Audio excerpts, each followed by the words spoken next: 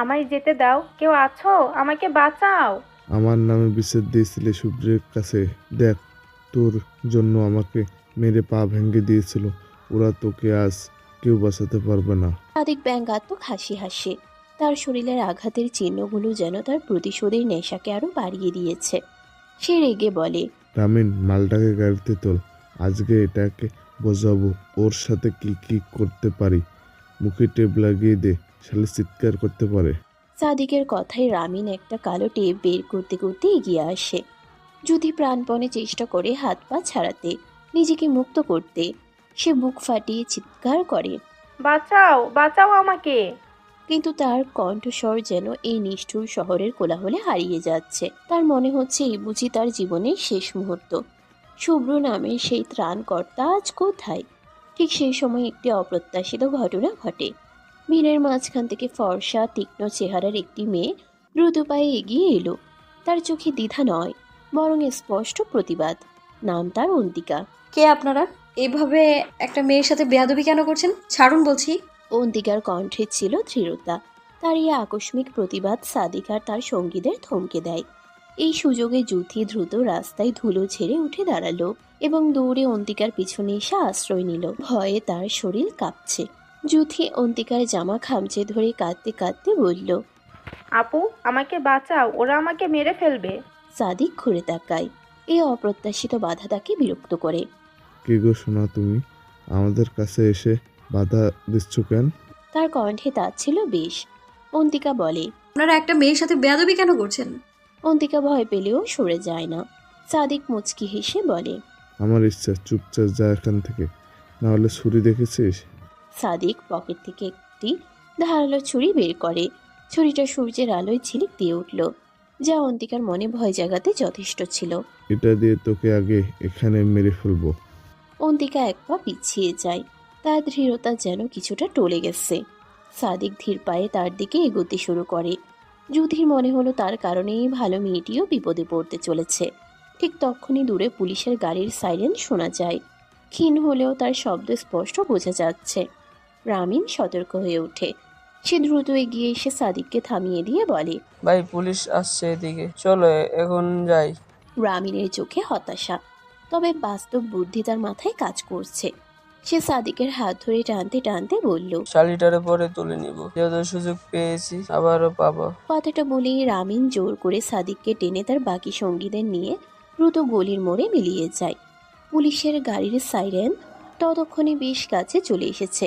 তারা দ্রুত পালিয়ে গেল। মিনিট খানেকের মধ্যেই পুলিশের গাড়িটা সাইরেন বাজাতে বাজাতে অন্তিকাদের পাশ দিয়ে চলে গেল। মনে হলো অন্য কোনো ঘটনার দিকে তাদের নজর। পরিস্থিতি শান্ত হতেই অন্তিকা তাকালো যুধির দিকে। যুধির চোখে তখনও আতঙ্কের ছাপ, তবে স্বস্তির আভাসও আছে। যুধি হাঁপাতে হাঁপাতে বলল, ধন্যবাদ আপু, আমার বিপদের সময় এগিয়ে আসার জন্য। কে তুমি? অন্তিকা একটি দীর্ঘশ্বাস ফেলে। তার চোখ মুখে ক্লান্তি আর উদ্বেগের ছাপ। সে বলে, আমি গ্রাম থেকে এসেছি। আমার নাম অন্তিকা। ঢাকা শহর আমার অচেনা। আমার ছোট বোন ইতি ঢাকা ভার্সিটিতে ভর্তি হয়েছিল, কিন্তু গত 1 মাস ধরে তাকে খুঁজে পাচ্ছি না। কোনোভাবেই যোগাযোগ করতে পারিনি ওর সাথে। ওর হোস্টেলের ঠিকানাতে গেছি, সে নাকি সেখানে উঠেইনি। পরে জানতে পারি সে সন্ধ্যা তারা নামের একটা হোস্টেলে উঠেছে। সেখানে গিয়েও তার খোঁজ পাইনি। যুধি অবাক হয়ে সব শুনছে। অন্তিকার কথাগুলো যেন তার পরিচিত এক ভয়ানক চক্রের দিকে ইঙ্গিত করছে। অন্তিকা বিরতি নিয়ে আবারও বলে, ভার্সিটিতে আবার কথা বলি, সেখানকার পিয়ন তখন আমাকে শুভ্র নামের কারোর সাথে যোগাযোগ করতে বলে। সে নাকি খুঁজে দিতে পারবে। আমি তার ঠিকানা খোঁজার চেষ্টা করছি। অন্তিকা এবার যুধির দিকে তাকালো। তাকে প্রশ্ন করে, তুমি কে, আর ওরা তোমাকে কেন তুলে নিতে এসেছিল? অন্তিকা একেবারে সব কথাগুলো বলে থামে। যুথি তা অবাক, কারণ যে মেয়েটি তাকে জীবন বিপন্ন করে বাঁচালো, সে নিজেই এমন একজনের খোঁজ করছে যার সাহায্যের জন্যই যুথি আজও বেঁচে আছে। অন্তিকার প্রশ্নের উত্তরে যুথি ধীরে ধীরে তার অন্যটা কুড়িয়ে নিয়ে বলল, ওরা সন্ধ্যাতারা হোস্টেলের মালিক রিশানের লোক। ওরা মেয়েদের দিয়ে পতিতালয়ের বিজনেস করে। আমাকে ওরা সেই হোস্টেলে আটকে রেখেছিল। যুথির কণ্ঠস্বর আবেগে কেঁপে ওঠে। যুথি আবার বলে, আমি যখন এমন বিপদে পড়ি, তখন শুভ্র ভাইয়া এসে আমাকে বাঁচায়। সাদিককে সেদিন তিনি উচিত শিক্ষা দেন। সাদিককে মেরে ওর হাত পা ভেঙে দিয়েছিলেন শুভ্র ভাইয়ার লোকেরা। শালা সুস্থ হয়ে আমাকে তুলে নিতে এসেছে। শুভ্র ভাইয়ার লোকেরা ছিল না বলেই আজ সুযোগ পেয়েছে। যুধির কথা শুনে অন্তিকার চোখ কপালে ওঠে। সন্ধ্যা তারা হোস্টেলের নাম শুনেই তার ভেতরে একটা চাপা ভয় আর সন্দেহ দানা বেঁধেছিল। এবার তা যেন নিশ্চিত হলো, তার বোনও কি সেই নরকের শিকার? অন্তিকার চোখে পানি চলে এসেছে। সে বলে, তার মানে তুমি শুভ্রকে চেনো? অন্তিকার চোখে এবার আসার আলো। সে আবার বলে, আমি তো তাকেই খুঁজি। বোন চলো না, আমাকে তার কাছে নিয়ে যাও না, যদি সে আমার বোনকে খুঁজে দিতে পারে। যুথি মাথা নেড়ে বলল। আচ্ছা নিয়ে যাব, চিন্তা করো না, চলো আমার সাথে। যুথির মনে হলো বিধাতা হয়তো অন্তিকাকে শুধু তাকে বাঁচানোর জন্যই পাঠাননি, বরং তার বোনকে খুঁজে বের করার জন্য একটা উপায় করে দিয়েছেন। দুই অচেনা মেয়ে, এক ভয়ঙ্কর অভিজ্ঞতার শিকার এবং অন্যজন সে একই চক্রের শিকার হওয়া বোনের খোঁজে একে অপরের হাত ধরে। তারা একসাথে শুভ্রর ঠিকানার উদ্দেশ্যে হেঁটে চলল। তাদের এই পথ চলা যেন অন্ধকার থেকে আলোর দিকে এক নতুন যাত্রা। যুথি আর অন্তিকা এবার শুভ্রর ডেরার দিকে হাঁটতে শুরু করে। অন্তিকার মনে তখনও একরাশ সন্দেহ। এই অচেনা শহরে একজন অচেনা মেয়ের কথাই ভরসা করে একটি অন্ধকার জায়গায় যাওয়াটা কি খুব বেশি ঝুঁকি নয়? কিন্তু তার বোনকে খুঁজে বের করার মরিয়া আকাঙ্ক্ষা তাকে সেই ঝুঁকি নিতে বাধ্য করছে। যদি তাকে তার বোনকে খুঁজতে সাহায্য করবে, এই বিশ্বাসটুকু নিয়েই সে এগোচ্ছে। মিনিট 20 হাঁটার পর একটি সংকীর্ণ গলির মুখে এসে অন্তিকার সাথে দ্রুত হেঁটে আসা এক ছেলের ধাক্কা লাগে। ধাক্কাটা বেশ জোরেই ছিল, আর যুথির পাশ থেকে অন্তিকা বেশ তেতে ওঠে। অন্তিকা রেগে বলে, এই ছেলে, আপনি কি অন্ধ নাকি? দেখে চলতে পারেন না? ছেলেটির পরনে ছিল কালো জিন্স আর একটি সাধারণ টি শার্ট। সেও রেগে গেল, রেগে বলে, বাহ, নিজে ধাক্কা মেরে এখন আমাকে দোষ দিচ্ছেন, অদ্ভুত তো। কি? আমি আপনাকে ধাক্কা দিয়েছি? মিথ্যেবাদী কোথাকার! নিজে ধাক্কা দিয়ে এখন আবার বলছেন আমাকেই? নিজে চোখ উপরে তুলে হাঁটছে সেটা বলবে না? এটা কেমন কথা? দেখুন, আমি আপনাকে ধাক্কা দিইনি। আচ্ছা জ্যোতি, তুমিই বলো তো, আমি ওনাকে ধাক্কা দিয়েছি নাকি উনি মেরেছেন ধাক্কা আমায়? যুথি এতক্ষণ হতভম্ব হয়ে দেখছিল।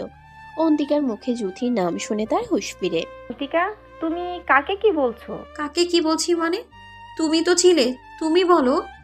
যুথি এবার হেসে ফেলল, কিন্তু হাসিটা খুব সহজ ছিল না। সে বলল, মানে তুমি যার কাছে এসেছো উনিই সেই আমাদের বস শুভ্র ভাই? আমাদের শুভ্র ভাই? অন্তিকা যেন আকাশ থেকে পড়ল, অবাক হয়ে বলে, কি? উনি সেই ব্যক্তি যে মেয়েদের সম্মান করে না, সে কি করে আমায় হেল্প করবে? তার চোখে সন্দেহের সঙ্গে একটা তীব্র ঘৃণা ফুটে ওঠে। সাদিকের দল শুভ্রর বিরুদ্ধেই তার মাথা খারাপ করে দিয়েছে। যুথি দ্রুত অন্তিকার হাত ধরে টেনে এনে বলে, উনি অমন মানুষ না, ও খুব ভালো, তুমি ওকে বিশ্বাস করতে পারো। যা শুনেছো সব মিথ্যে, ও না থাকলে আমি আজ মরে যেতাম। কিন্তু উনি তো। শুভ্র এতক্ষণ চুপ করে দেখছিল, এবার সে যুথিকে ডেকে কাছে নিয়ে এলো। যুথি মেয়েটাকে তুই চিনিস? না ভাইয়া, একটু আগে পরিচয়। সাদিক আমাকে তুলে নিয়ে যেতে এসেছিল, মেয়েটা আমাকে বাঁচাতে এগিয়ে আসে, তারপর জানতে পারি মেয়েটার বোন সাদিকদের মেয়ে হোস্টেলে উঠেছিল, আর খোঁজ মেলেনি। অসহায় মনে হলো, তাই নিয়ে এলাম। তুমি যদি সাহায্য করতে। তুই এদিকে আয়। যুথিকে সে আরো একটু দূরে নিয়ে গেল, যেখানে অন্তিকা তাদের কথা শুনতে পাচ্ছে না। যুথি বলে, তুমি এদিকে নিয়ে এলে কেন ভাইয়া? শুভ্রর চোখে মুখে তখন তীব্র বিরক্তি ফুটে ওঠে। সে বলে, তুই কি পাগল হয়ে গেছিস? চেনা নেই, জানা নেই, মেয়েটাকে সোজা আমাদের ডেরায় নিয়ে চলে এলি। তুই জানিস এটা কত ঝুঁকিপূর্ণ? সরি ভাইয়া, মেয়েটার এই পৃথিবীতে কেউ নেই বলেছে। ওর ছোট বোন নিখোঁজ শুনে আমার নিজের কথা মনে পড়ে যায়। একদিন তোমার আব্বু তো এভাবে আমাকে আশ্রয় দিয়েছিলেন। শুভ্রর রাগ কিছুটা কমে। শুভ্রর বাবার কথা মনে পড়ে, বুকটা তখনই ছ্যাদ করে ওঠে ওর। রাগ কমলেও সতর্কতার বিষয়ে ছাড় নেই ওর কাছে। সে বলে, তাই বলে এভাবে তুই মেয়েটাকে নিয়ে আসবি? আগে তো ভালো করে জেনে নিতি মেয়েটা কোনো গুপ্তচর নয় তো, বা পুলিশের লোক কিনা। বলো না ভাইয়া, পুলিশের লোক হলে তোমার কাছে হেল্প চাইতে আসতো। বোকা, ওরা হয়তো ওকে স্পাই করে পাঠিয়েছে। আচ্ছা বাদ দে, যা হবার হয়েছে। এখন যা বলি শোন। তুই মেয়েটার শরীরে এই মাইক্রোচিপটা লুকিয়ে লাগিয়ে দিবি, তাহলে ওর সম্বন্ধে হয়তো আমরা সব জানতে পারবো। ওকে ভাইয়া, তাই হবে। আর শোন, বাকিদের অ্যালার্ট থাকতে বলবি। তুই মেয়েটার উপর নজর রাখবি। ওকে ভাইয়া, তাই হবে। এখন ওর কাছে যাই, না হলে আবার কি ভাববে? হ্যাঁ তুই যা, যা বললাম তাই করিস। জ্যোতি দ্রুত অন্তিকার কাছে ফিরে আসে। একটি অজুহাতে অন্তিকাকে আড়াল করে মাইক্রোচিপটি সে জামার ভেতরের দিকে সাবধানে বসিয়ে দিল। অন্তিকা যদিও নিজেকে খুব হুঁশিয়ার মনে করে, তবুও সে জ্যোতির এই কাজটি ধরতে পারেনি। এভাবে বেশ কিছুদিন চলে যায়। অন্তিকা তাদের ডেরাতে থাকে, শুভ্রর দলের কার্যকলাপ দেখে এবং তাদের সাথে ট্রেনিং নিতে শুরু করে। জ্যোতি আর দলের অন্য সদস্যরা তাকে পিস্তল চালানো এবং আত্মরক্ষার কৌশল শেখাচ্ছিল। জ্যোতি নিয়মিত অন্তিকার উপর নজর রাখে, কিন্তু শুভ্র তাদের মাইক্রোচিপ থেকে কোনো গোপন তথ্য পাচ্ছে না। একদিন জ্যোতি এবং দলের আরেকজন সদস্য আমির হোসেন একটি ছোট অপারেশনে যায়। ফেরার পথে সায়ন নামের একজনের গাড়ির সামনে পড়তেই ঘটে বিপত্তি। গাড়িতে পুলিশ ছিল। পুলিশ দেখেই আমির বাইক থেকে নেমে দৌড়ে পালায়। জ্যোতি হতভম্ব হয়ে পড়ে। সায়ন ইউনিফর্ম পরা পুলিশ গাড়ি থেকে নেমে জ্যোতির সামনে এসে দাঁড়ালো। দাঁড়াও। জ্যোতি মনে মনে বলে ওঠে, এ কি পুলিশ? পুলিশ কি করে খবর পেলো? এখন কি হবে? আমিরও তো পালিয়ে গেল। কি ভাবছো? এই ঠিকানা কোথায় বলতে পারো? সায়ন একটি চিরকুট এগিয়ে দিল। সায়নের কথা শুনে জ্যোতি স্বস্তি পায়। সে নিজেকে সামনে নিয়ে স্বাভাবিক হওয়ার চেষ্টা করে বলল, না, যা আমি জানি না। ওকে, থ্যাংক ইউ মিস। জ্যোতি আর কিছু না বলে দ্রুত ডেরার দিকে ফিরে আসে। ডেরাতে ফিরে আসার পর শুভ্র দেখলো এতদিন হয়ে গেল অন্তিকার শরীর থেকে লাগানো মাইক্রোচিপ কোনো তথ্য দিতে পারেনি। সে চিন্তিত হয়ে পড়ে এবং অন্তিকাকে ডেকে পাঠায়। অন্তিকা এলো। বস আমায় ডেকেছেন? হ্যাঁ, এদিকে এসো। তোমার ট্রেনিং কেমন চলছে? জি বস, ভালো। জুথি, রকি ভাই আর আমির ভাইয়া ভালো করে দেখিয়ে দিচ্ছে। ওকে, তুমি ঠিকঠাক প্র্যাকটিস করবে, আর কোনো প্রবলেম হলে আমাকে বলবে। Okay sir. স্যার আমি পারবো তো আমার বোনকে খুঁজে বের করতে?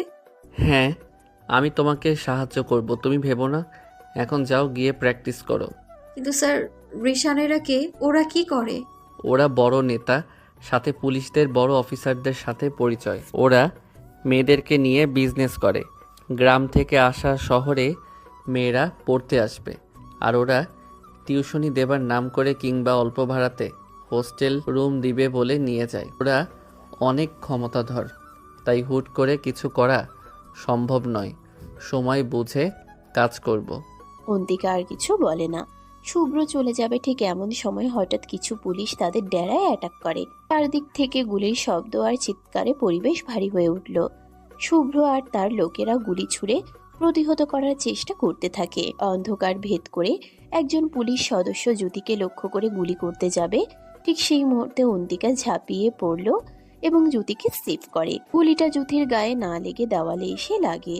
অন্তিকার পারফরম্যান্স দেখে জ্যোতি অবাক হয়ে যায়। অন্তিকা শুধু জ্যোতিকে বাঁচালো তাই নয়, তার পিস্তল চালানোর দক্ষতা দেখে সবাই বিস্মিত হয়ে যায়। কিছুক্ষণ পর পুলিশগুলো চলে গেলে পরিস্থিতি শান্ত হয়ে যায়। জ্যোতি তখনও হাঁপাচ্ছে। সে অন্তিকাকে বলল, এখানে পুলিশ কেন? আমরা ছিলাম, কখনো তো পুলিশ আসেনি। ভাইয়া, নতুন মেয়েটা আসার পরপরই পুলিশ আসলো। অন্তিকা, তুই আমাদের সঙ্গে এমন প্রতারণা করতে পারলি? তোকে অসহায় ভেবে আশ্রয় দিলাম, আর তুই কিনা আমাদের বিশ্বাস নিয়ে এভাবে খেলা করলি? তুমি আমায় ভুল বুঝছো জুথি। আমি ওদের চিনি না। পুলিশ ড্রেস পরা বুঝেছি, কিন্তু আমি এসব জানি না। শুভ্র রাগে ফুঁসছে। সে দ্রুত অন্তিকাকে বলে, জ্যোতি কি ভুল বলেছে? আমার লোকেরা সবাই পুরনো বিশ্বস্ত। তাছাড়া এই জায়গার খবর কেউ জানে না। তুমি যদি ওদের খবর না দাও, তবে ওরা আমাদের ডেরার কথা কি করে জানলো? আপনি বিশ্বাস করুন বস, আমি কিছুই করিনি। আমাদের এই ডেরার খবর কেউ জানে না। তুই আসার পর এখানে পুলিশ এলো, তারপরেও তুই মিথ্যে বলবি যে তুই কিছুই জানিস না? তার উপর তুই এত ভালো পিস্তল চালানো কোথায় শিখলি? আমি সত্যিই কিছু জানি না। ঠিক আছে বস, আপনারা যদি বিশ্বাস না করেন আমাকে, তবে এখানেই গুলি করে দিন, কেউ জানবে না। আর পিস্তল চালানো আমি গানের শুটিংয়ে গিয়ে শিখেছি। তুই কি ভাবছিস এভাবে বললে আমরা তোকে বিশ্বাস করব? সেটা আর সম্ভব নয়। তুই যদি সত্যি নিরীহ হয়ে থাকিস, তবে আমাদের দেওয়া মাইক্রোচিপ তুই আমার গায়ে কেন লাগিয়েছিস? আমি কোনো চিপের কথা জানি না। অন্তিকার মুখে তখনও কিছুটা জড়তা। আসলে অন্তিকা হুঁশিয়ার ছিল। সে বুঝতে পেরেছিল যে জ্যোতি তার শরীরে কিছু একটা লাগিয়েছে, তাই সে দ্রুত চিপটি খুলে ফেলে জ্যোতির শরীরে বসিয়ে দিয়েছিল। জ্যোতি আর শুভ্রর কাছে আসা পুলিশগুলো তার কারণে আসেনি, বরং তাদের নিজেদেরই কোনো ভুলের কারণে এসেছে। কিন্তু অন্তিকা তা বলার সুযোগ পেল না। শুভ্র এবং জ্যোতির চোখে তখন শুধুই অবিশ্বাস আর প্রতারণার ছাপ দেখা যায়। শুভ্র জ্যোতি আর অন্তিকার দিকে তাকিয়ে আছে। অন্তিকা আবার বলে, আমি কোনো চিপের কথা জানি না। ও তাই নাকি? তুমি কিছুই জানো না? যদি তোকে আমি আগেই বলেছিলাম কাউকে না জেনে আমাদের ডেরায় নিয়ে আসবি না। ঠিক বলেছো ভাইয়া, আমারই ভুল, ওকে বিশ্বাস করে এখানে এনেছি। ঠিক আছে, তোমার যখন আমায় বিশ্বাস নেই তখন তুমি আমায় গুলি করো। কথাটা বলে জ্যোতির হাতের পিস্তলটা নিজের কপালে ঠেকিয়ে নেয় অন্তিকা। মুহূর্তেই পরিস্থিতি তীব্র হয়ে ওঠে। জ্যোতি ভয় পেয়ে হাত টেনে নিতে যায়, কিন্তু তখনই ধস্তাধস্তি শুরু হয়। এক ঝলকে শব্দে গুলি বেরিয়ে যায়। জ্যোতি তড়িঘড়ি করে হাত সরিয়ে নেয়, কিন্তু গুলিটা অন্তিকার কপাল ছুঁয়ে বেরিয়ে যায়। চারদিকে নিস্তব্ধতা বিরাজ করে। শুভ্র রেগে চিৎকার করে বলে, এসব কি হচ্ছে এখানে? হ্যাঁ, তোমরা কি পেয়েছো এতে? আপনারা তো আমাকে বিশ্বাসই করছেন না, তখন আমার মরে যাওয়াই ভালো। কথাটা শুনে জ্যোতি এক ঝটকায় অন্তিকার গালে একটা চড় বসিয়ে দেয়। তারপর তাকে শক্ত করে জড়িয়ে ধরে বলে, চুপ, একদম মরার কথা বলবি না। আমি তোকে বন্ধু ভেবেছি এই কদিনে, তুই আমার অনেক কাছের হয়ে উঠেছিস। তোর কিছু হলে আমি কিভাবে বাঁচবো? কি বলছো তুমি?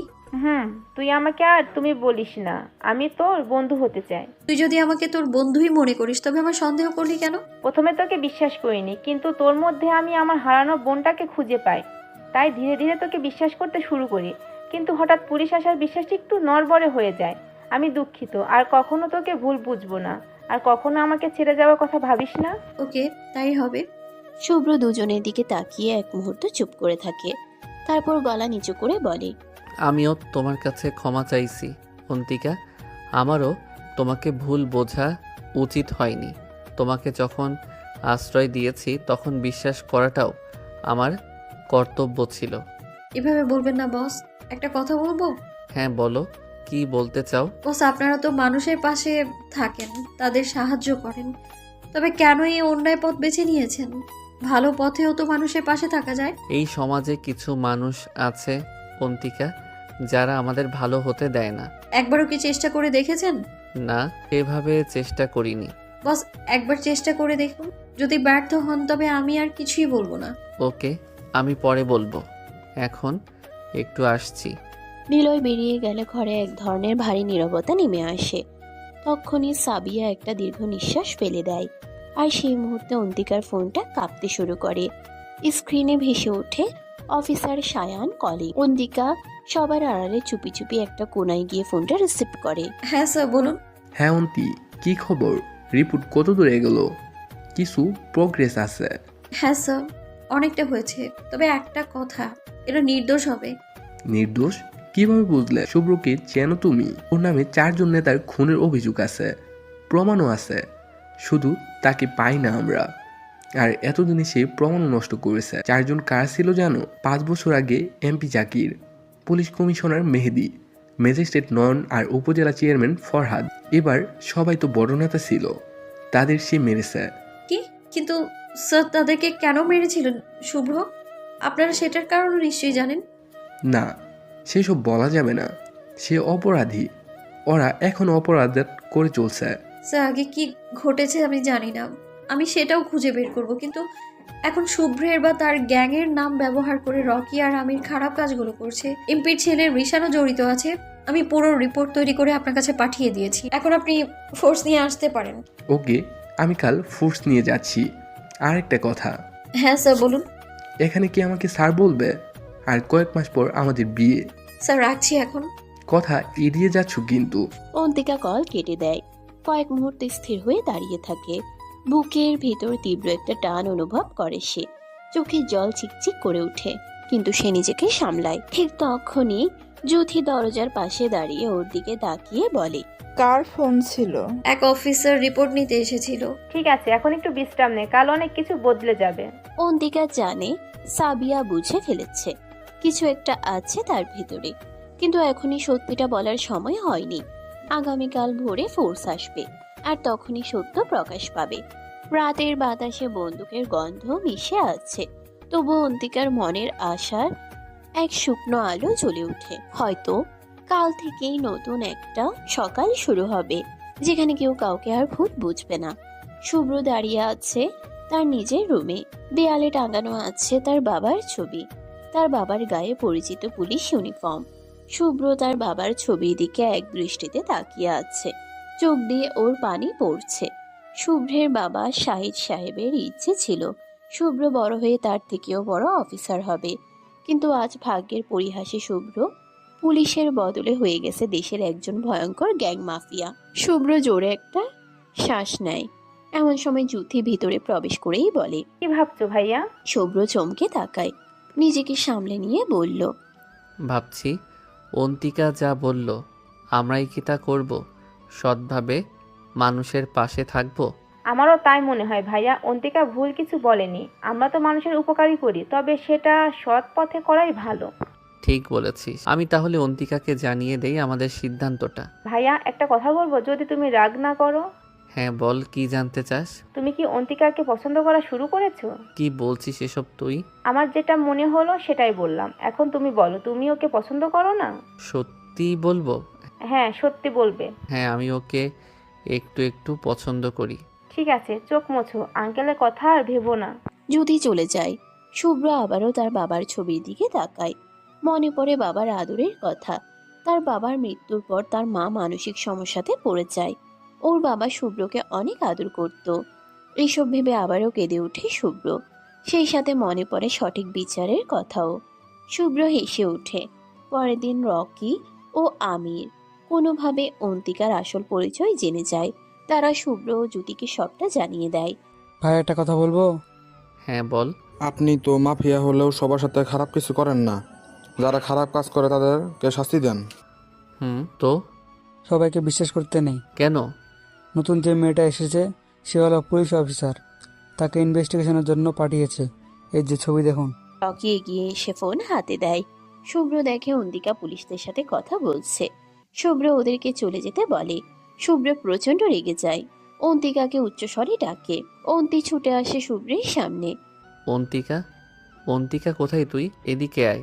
বস, আমায় ডাকছেন? চুপ, একদম চুপ। ওই মুখে আমাকে আর বস বলবি না। মুখোশের আড়ালে তুই কে সেটা রকি আর আমির আমাকে সব বলেছে। আপনি কি বলছেন? ওরা যা বলেছে সব মিথ্যে। ওরা নিজেদের অপরাধ ঢাকতে আমায় ফাঁসাচ্ছে। আচ্ছা তাই নাকি? তুই পুলিশ নোস? তুই আমাদের ধরতে আসিসনি? তুই তোর ফোর্সকে আজ আসতে বলিসনি? বল, এই সবই কি মিথ্যে? হায়ানের সাথে গোপনে দেখা করিসনি? না, এসবের কোনোটা মিথ্যে নয়। আমি সত্যিই পুলিশ, কিন্তু এটা মিথ্যে নয় যে আমি আপনাদের ধরতে এসেছি। আমি এসেছি আপনাদের সঠিক পথ দেখাতে। তুই কি পথের দিশারি নাকি যে পথ দেখাতে এসেছিস? পুলিশ কখনো ক্রিমিনালকে ছাড়ে না। আপনি ক্রিমিনাল নন। আমি শুধু আপনাকে... চুপ, তোর মুখ থেকে আর একটা শব্দ শুনতে চাই না।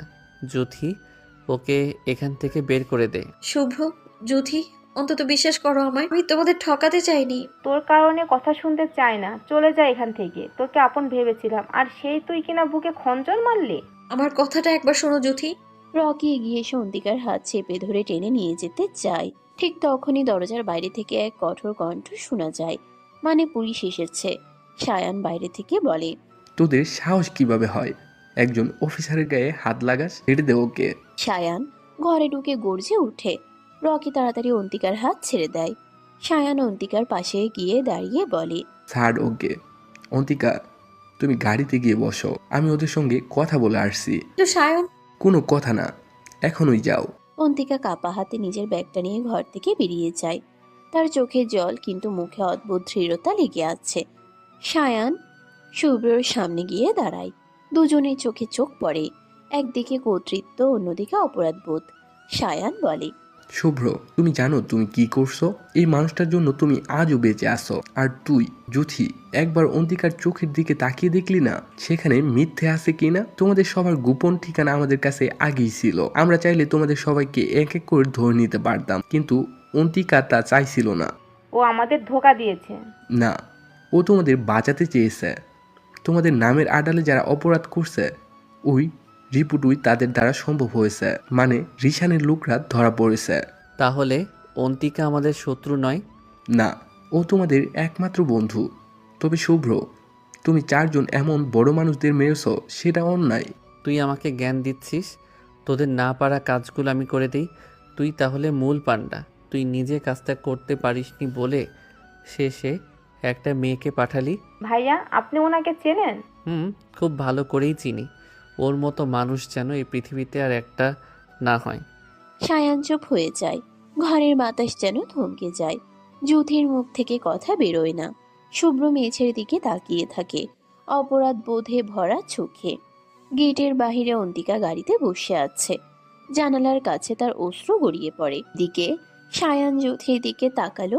যুথিকে দেখে এসে বলে, তুমি নিশ্চয় যুথি? আপনি আমাকে চেনেন? হ্যাঁ, অন্তিকা তোমার কথা বলেছে, ছবিও দেখিয়েছে। আর হ্যাঁ, সেদিন রাস্তায় আমাদের সাথে দেখা হয়েছিল, মনে আছে? মনে আছে। আমি সে। অন্তিকা আপনাকে খবর দিয়েছে? কি বলতে চান, খুলে বলুন। আমি গোপন সূত্রে জানতে পারি কেউ শুভ্রর নাম ব্যবহার করে গরিব মানুষের উপর অত্যাচার করছে। সেটা জানার জন্য আমি অন্তিকাকে এখানে পাঠিয়েছিলাম। ও নিজের দায়িত্ব ভেবে সব করেছে। যদি সত্যি ও তোমাদের ক্ষতি চাইতো তবে সেদিন গুলির মুখ থেকে তোমাকে বাঁচাতো না। এ কথা আপনাকে বলেছে? হ্যাঁ, ও আমার কাছে কিছুই লুকোয়নি। অন্তিকা তোমাদের ক্ষতি করতে চায়নি, বরং তোমাদের নাম না নষ্ট হয় তাই ও সব ঝুঁকি নিয়েছে। তাই যদি হয় তবে আপনি আমাদের ধরতে এলেন কেন?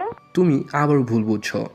আজ আমরা এখানে রকি ও আমিরকে ধরতে এসেছি। তোমরা জানো না তাদের জন্য আজ তোমরা কত বড় বিপদে পড়তে যাচ্ছিলে। অন্তিকা না থাকলে আজ তোমাদের কারো নিরাপদে থাকা সম্ভব হতো না। সায়ান রকি ও আমিরের বিরুদ্ধে একের পর এক প্রমাণ দেখায়। মিথ্যা চুক্তিপত্র, টাকা লেনদেনের রেকর্ড, এমনকি ভিডিও ক্লিপও তুলে ধরে। সবকিছু দেখে শুভ্রের চোখে রক্ত চড়ে যায়। রকি আর আমির গোপনে রিশানের হয়ে হাত মেলায়। তারা নামে শুভ্রের গ্যাংয়ে কাজ করে, কিন্তু গোপনে কাজ করে রিশানের সাথে। শুভ্র রেগে বলে, এই নোংরা লোকগুলো আমার নামে কাজ করছিল, আমি আজ ওদের শেষ করে দেব। শুভ্র রকি ও আমিরের দিকে ঝাঁপিয়ে পড়তে যায়, কিন্তু সায়ান তাকে ধরে থামিয়ে দেয়। সায়ান বলে, দাঁড়া শুভ্র, আইন নিজের হাতে তুলে নিস না। ওদের শাস্তি আইন দেবে। আমি তখনও তোর ক্ষতি চাইনি আর এখনো চাই না। আর পারলে অন্তিকাকে ভুল বুঝিস না। শুভ্র ধীরে ধীরে থেমে যায়। নিজেকে সামলে চোখ নামিয়ে বলে, আমাকে তুই ক্ষমা করে দে ভাইয়া, আমি সবসময় তোকে ভুল বুঝেছি। ওইসব বাদ দে, এখন বাড়ি চল, আম্মা তোর জন্য অপেক্ষা করছে। যেতে পারি, তবে একটা কথা বলবো? হ্যাঁ বল। যুথি আমার সঙ্গে যাবে। ওর এই পৃথিবীতে আমি ছাড়া আর কেউ নেই। ওকে, তুমিও চলো। শুভ্র সায়ান দুই ভাই। সায়ান সৎমায়ের ছেলে, তবুও কখনো শুভ্রের মা সায়ানকে অন্য কারো ছেলে মনে করেনি। তার বাবার খুন হবার পরে সায়ান কিছুই করেনি। সায়ান পুলিশ হওয়ার সত্ত্বেও কিছুই করেনি, কিন্তু শুভ্র তা মেনে নিতে পারেনি।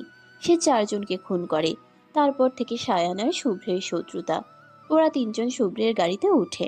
গাড়ি ধীরে ধীরে শহরের আলো পেরিয়ে এগিয়ে যায়। জানালার বাইরে সন্ধ্যার আলো ফিকে হয়ে আসছে। কিছুটা সময় থেকে শুভ্র বলে, ভাইয়া, অন্তিকা কোথায়? ও কি রাগ করে চলে গেছে? ওর কথা ভাবিস না, ও ঠিক আছে। আর হ্যাঁ, এখন থেকেই ওকে ভাবি বলার প্র্যাকটিস কর।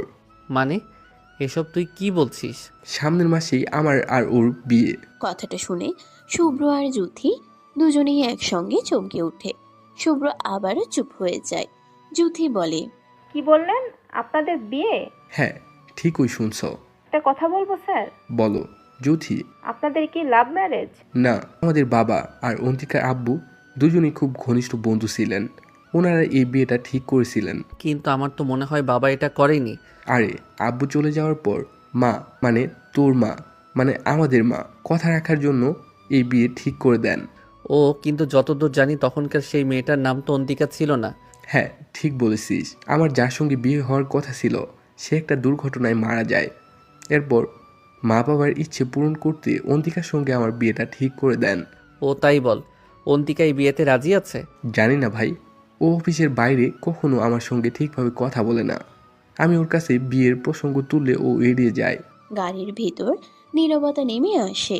সবাই নিজেদের চিন্তায় ডুবে থাকে। বাইরে হালকা বৃষ্টি পড়ছে। রাস্তার বাতি ঝাপসা হয়ে যায় জলকণায়। শুভ্র একবার জানালার বাইরে তাকায়, তারপর ধীরে বলে, হয়তো ও সময় চাই ভাইয়া, ও অনেক কিছু দেখেছে, একটু বিশ্বাস পেলে ঠিক মানিয়ে নেবে। আশা করি তাই হবে। গাড়ি ধীরে থেমে যায় এক বড় বাড়ির সামনে। শুভ্র অনেক বছর পর বাড়িতে আসলো। চল, বাড়ি এসে গেছি, তুমিও আসো যুথি। গাড়ি থেকে নামতে নামতে শুভ্র আকাশের দিকে তাকায়। মনে পড়ে অন্তিকার শেষ কথাগুলো। ভালো পথে চললে নিজের সঙ্গে যুদ্ধ জেতা যায়। তার চোখে এক ধরনের শান্তি নেমে আসে। আর যুথির ঠোঁটে ঝরে পড়ে নিঃশব্দ স্বস্তির নিঃশ্বাস। সায়ান আর যুথি দাঁড়িয়ে আছে। সায়ান ডাকে যুথিকে। যুথি বলে, হ্যাঁ চলুন আসছি। সায়ান চলে যেতেই যুথি শুভ্রর দিকে তাকিয়ে বলে, ভাইয়া এটা কি হচ্ছে? তুমি যাকে ভালোবেসেছিলে সে এখন তোমার ভাবি হবে? এটা হতে পারে না ভাইয়া। না জ্যোতি, আমি আমার ভাইয়ের বউকে নিজের করতে চাই না। তাছাড়া অন্তিকার মনে কি আছে সেটাও তো আমি জানি না। আচ্ছা অন্তিকার মনে যদি তোমার জন্য কিছু থাকে তবে তুমি কি ওকে নিজের করে নেবে? তুই কেন এসব কথা বলছিস? এসব হবার নয় জ্যোতি। তার থেকে ভালো সেই মেয়েটাকে খুঁজে বের করা যার সঙ্গে তোমার ভাইয়ের বিয়ে ঠিক হয়েছিল। তাকে এখন আমি কোথায় খুঁজবো বল? ওসব এখন বাদ দে, চল ভেতরে যাই। ভেতরে ঢুকতেই শুভ্রর মা এসে শুভ্রকে জড়িয়ে ধরে কান্নায় ভেঙে পড়ে।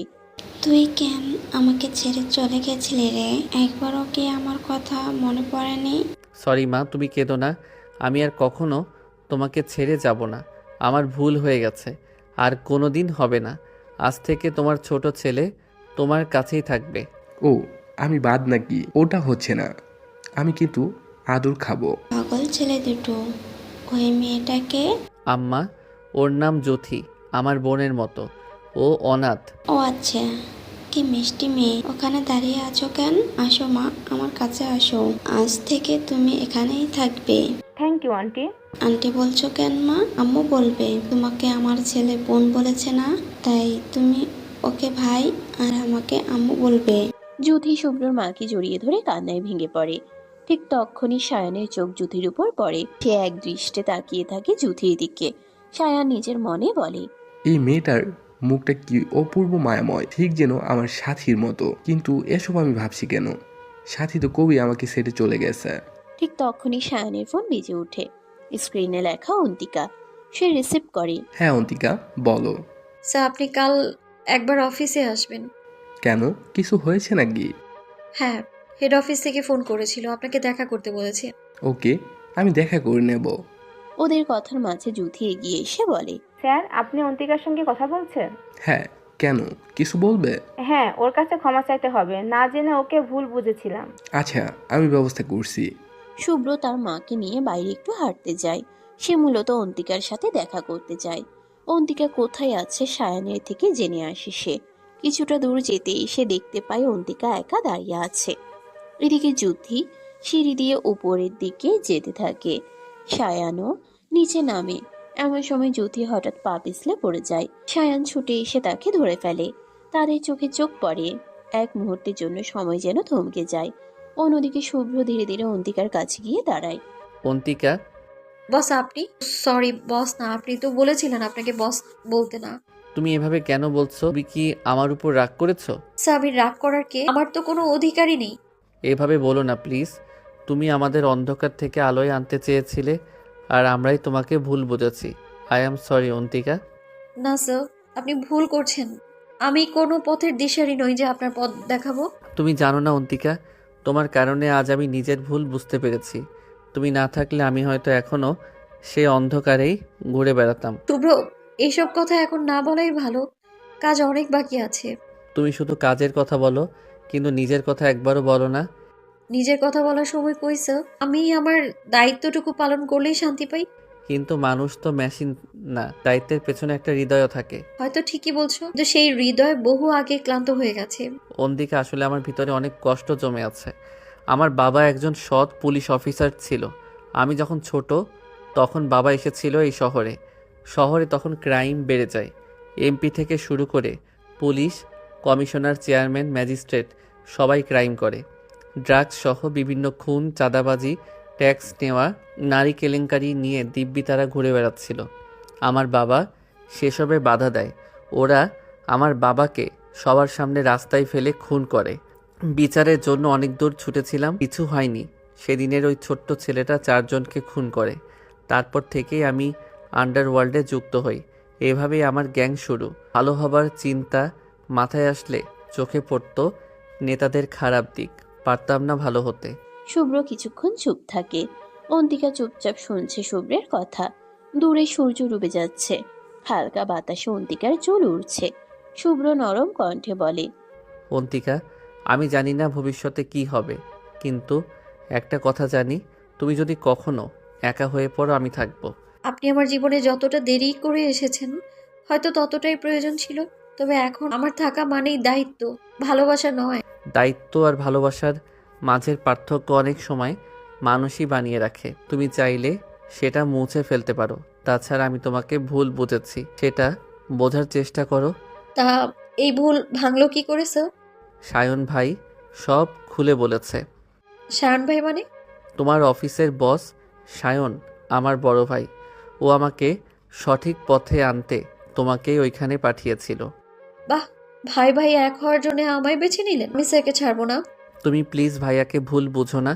তার উপর কয়েকদিন পর তোমার আর ভাইয়ার বিয়ে। ও তাহলে সব জেনে গেছেন আপনি, শুধু আমার মনের খবর কেউ রাখলো না।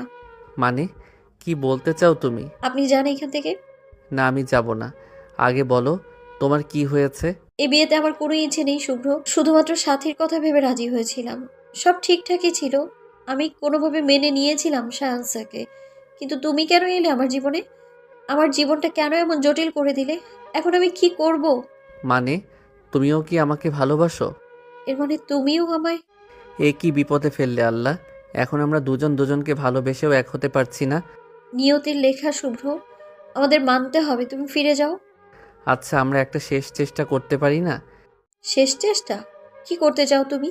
দেখো, তোমার বোন সাথীকে তো ফিরিয়ে আনা যাবে না, কিন্তু যদি আমরা জ্যোতিকে ভাইয়ার সঙ্গে জুড়ে দেই। কি বলছো?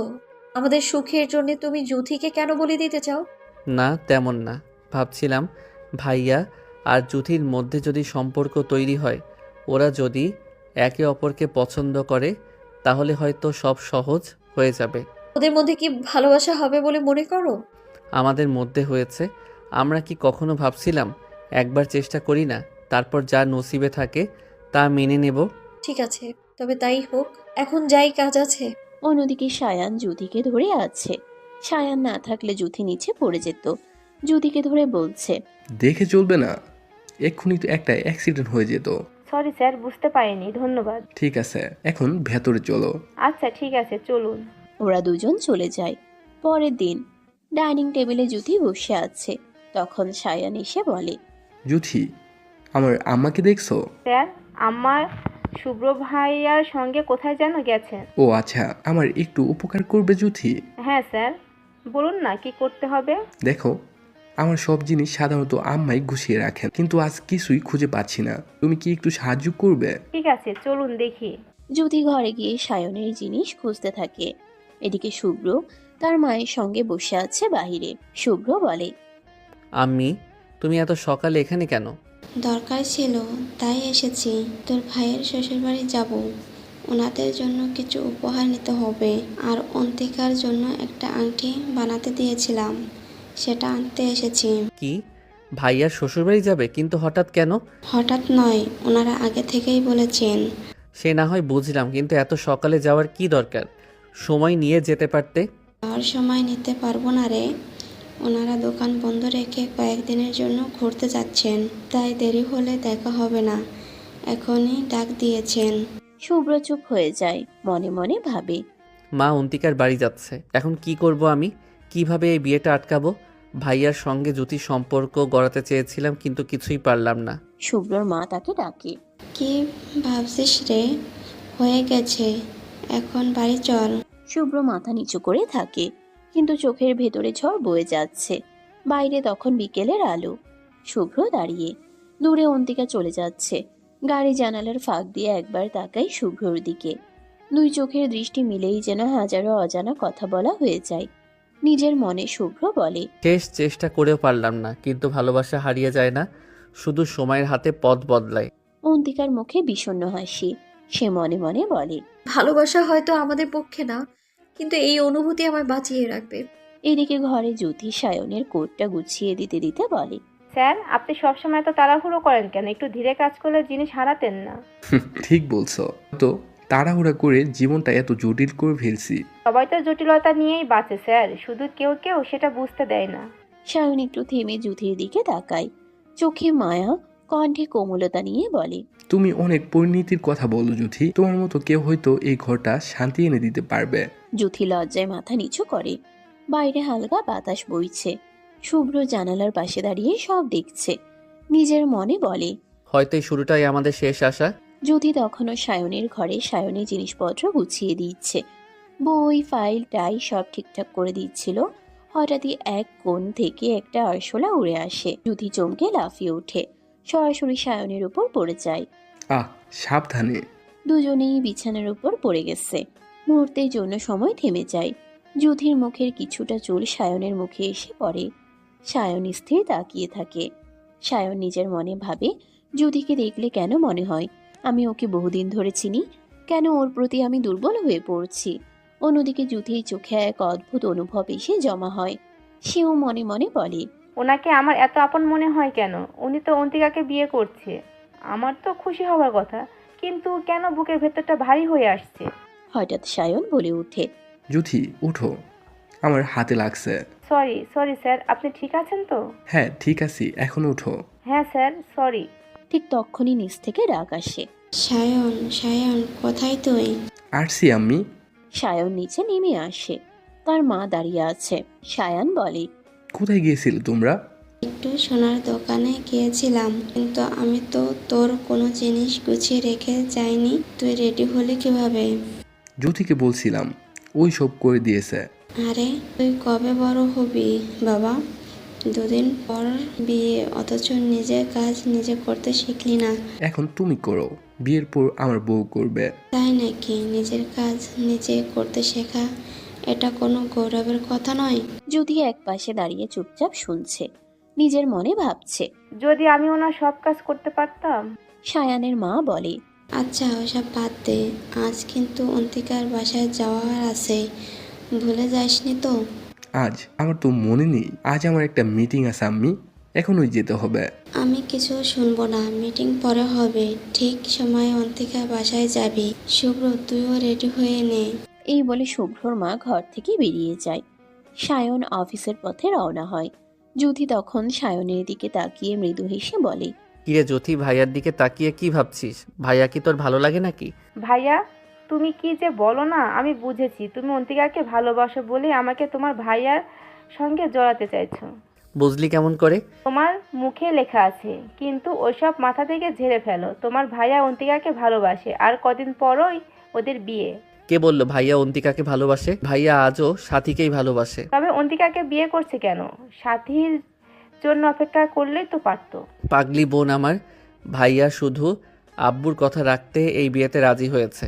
যদি কিছু বলতে যাবে এমন সময় শুভ্রর মা ঘরে ঢোকে।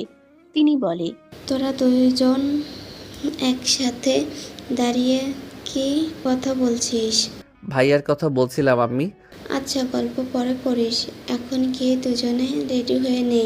তোর অন্তিকা মা ফোন করে বলেছে তাড়াতাড়ি ডাকছে। ওকে আম্মি, আমরা রেডি হচ্ছি। যুথি নিজের ঘরে যায়।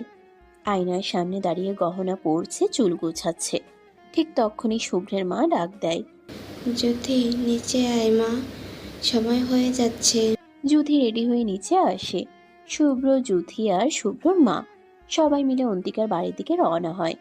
অন্তিকার বাড়িতে পৌঁছে যুথি অবাক হয়ে যায়। ঘরে ঢুকেই তার চোখ যায় এক নারীর দিকে।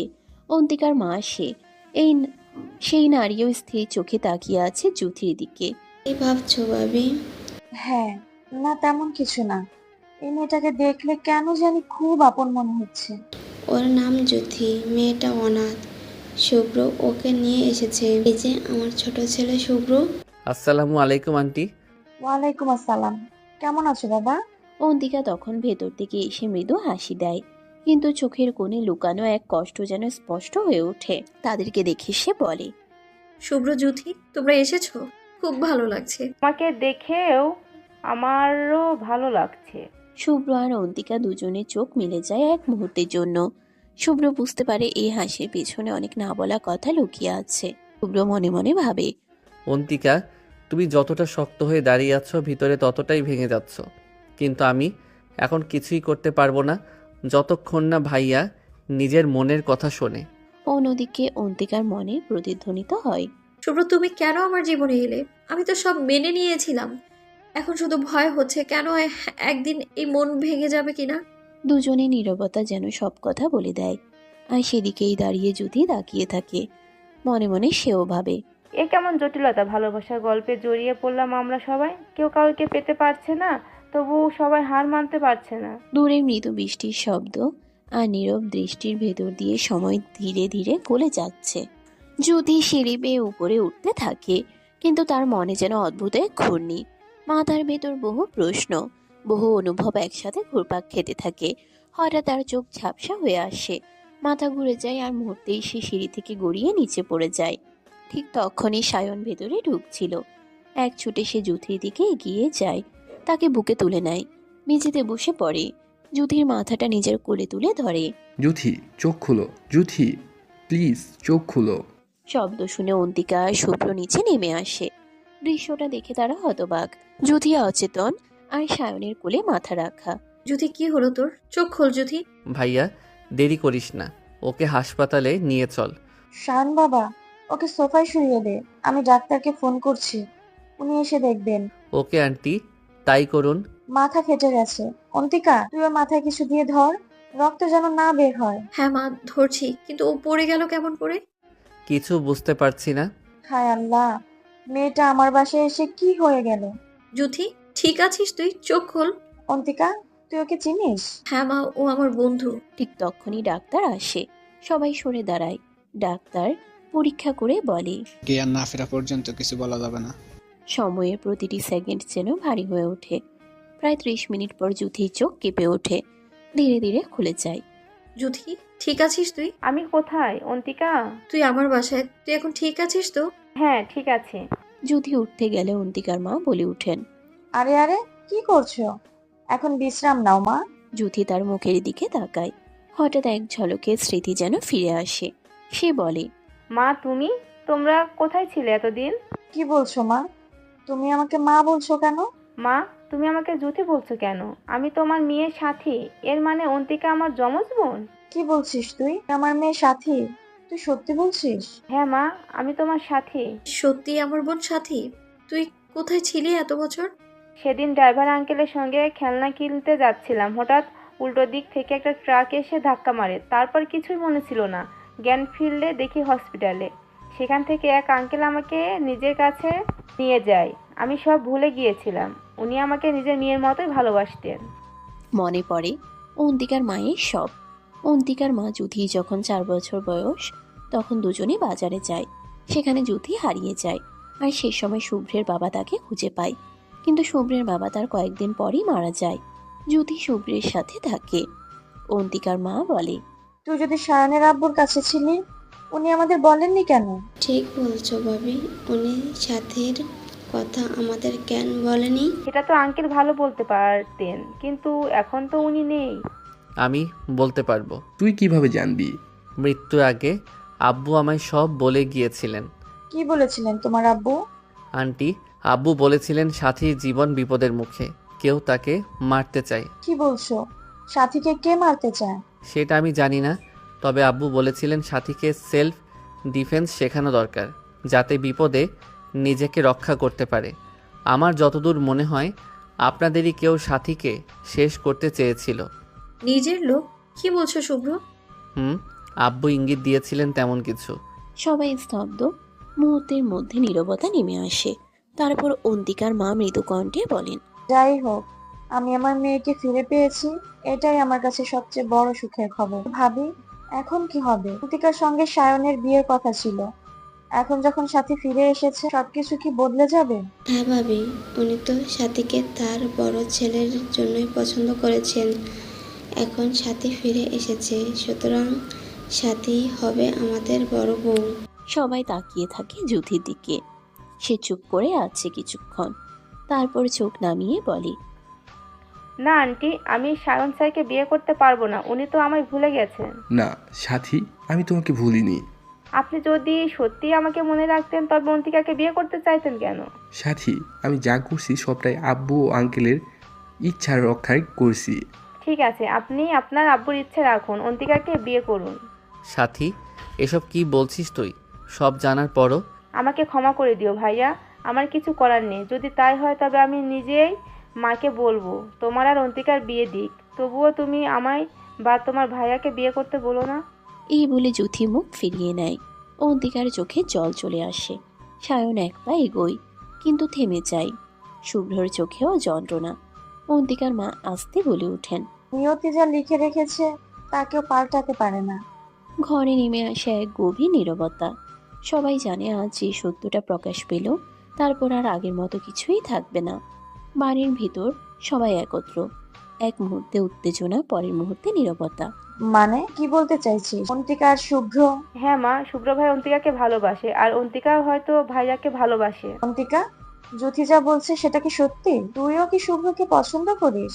মা, তুমি আমার কথা ছেড়ে দাও। তুমি বরং জ্যোতিকে রাজি করো সায়ন ভাইয়াকে বিয়ে করার জন্য।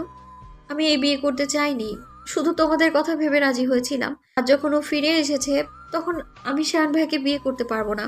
মা, তুমি অন্তিকাকে বিয়ে দিয়ে দাও শুভ্র ভাইয়ার সঙ্গে। ওরা একে অপরের জন্য উপযুক্ত। আমি অন্তিকাকে বিয়ে করতে পারি, কিন্তু একটা শর্তে। তোর আবার কি সত্য রে? জ্যোতি যদি ভাইয়াকে মানে সায়ন ভাইয়াকে বিয়ে করে তবে আমি অন্তিকাকে বিয়ে করব। এটা সম্ভব না শুভ্র, আমি ভাইয়াকে বিয়ে করব না। তাহলে আমি অন্তিকাকে বিয়ে করব না। কিন্তু তুমি তো অন্তিকাকে ভালোবাসো, তবে কেন এমন করে বলছো? হ্যাঁ, আমি অন্তিকাকে ভালোবাসি, অন্তিকাও আমাকে ভালোবাসে, কিন্তু এই বিয়ে তখনই সম্ভব যখন তুমি ভাইয়াকে বিয়ে করতে রাজি হবে। না থাক শুভ্র, ও যখন চাইছে না তখন ওকে জোর করিস না। না ভাইয়া, আমি কিছু জানি না। বিয়ে যদি হয় তবে 4 জনের একসঙ্গে হবে, না হলে একজনেরও হবে না। সবাই নিঃশব্দ হয়ে যায়। জ্যোতি মাথা নিচু করে বসে থাকে। কিছুক্ষণ পর নিজের মনে মনে ভাবে, তারপর বলে, আমার জন্য ওরা কেন শাস্তি পাবে? ঠিক আছে, অন্তিকার জন্য এই ত্যাগটাই করলাম। অন্তিকা তো আমার বোন, ওর সুখের জন্য এই কষ্টটুকু নিতে পারি। জ্যোতিমা, তুমি আর না করো না। তার উপর তোমার আঙ্কেলের কথাটাও ভাবো। উনিও তো চেয়েছেন তুমি আমার ছেলের বউ হও। ঠিক আছে আন্টি, আমি স্যারকে মানে শায়ন ভাইয়াকে বিয়ে করব। এই তো, এখন মনটা শান্ত হলো।